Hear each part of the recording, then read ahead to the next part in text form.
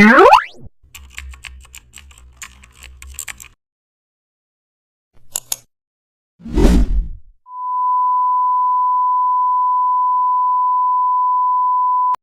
back to the channel. Let's create a stunning tourism poster in Photoshop that will make everyone want to pack their bags.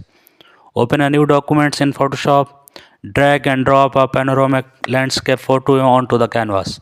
Select the sky and replace it with a more dramatic cloud fly scale. Apply a warm golden or gradient map adjustment layer set to soft light.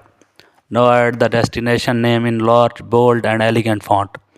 Apply a subtle inner glow layer style to the text. Add a short, inspiring tagline in smaller, contrasting fonts below the title. Place a semi-transparent rectangle behind the text layer for readability.